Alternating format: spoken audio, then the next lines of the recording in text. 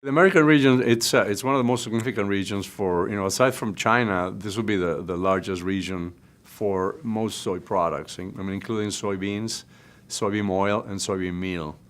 Basically, last year, 2015, this year, the Americas region represented 51, so far this year, 51% of the soybean meal exports out of the U.S., 84% of the soybean oil exports, and 9% of the bean exports. So, China being the largest market for beans, but Mexico is the second largest, and the Americas region will be the second largest.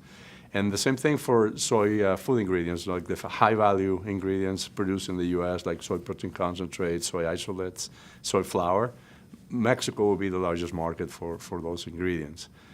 Again, the fact that we are close, geographically located, the U.S. has tremendous advantages over our competitors. Certainly, the further south you go, into the Andean region, so Venezuela, Colombia, Peru, Ecuador, Chile, that region obviously is closer to Argentina and Brazil. It becomes more competitive. But even in those markets, we're gaining market share. Certainly in Colombia, with the free trade agreement, we're now up to 90% of the corn imported. It's U.S. corn, and the same thing with soybean meal and beans as well as oil. So we're really gaining. The free trade agreements in the region have really made a tremendous difference for U.S. exports, certainly in Colombia, and we're gaining significantly also in Panama. The fact that we're there and we're really close, we're shipping basically by rail into Mexico, and we're shipping by ocean freight to Central America and South America. It makes us very competitive, in terms of the supply of soybean products from the U.S.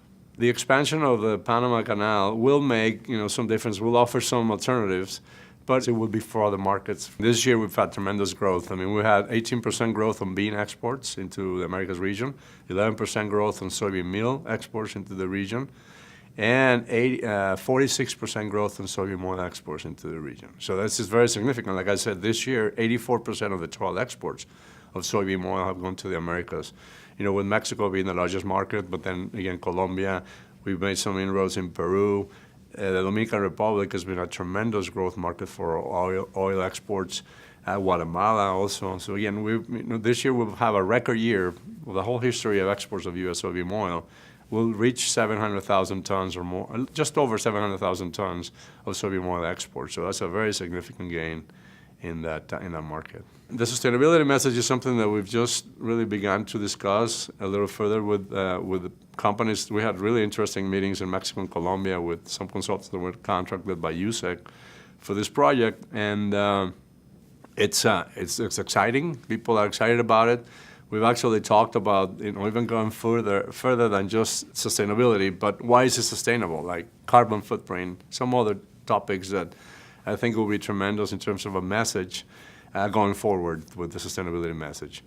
And really what differentiates U.S. soy in this market is the level of service that the industry offers. The quality of the product, it's a good product, but really what makes us different is the service that we offer to the customers. We're in constant contact with the customers. We have people on the ground, boots on the ground, as we like to call it.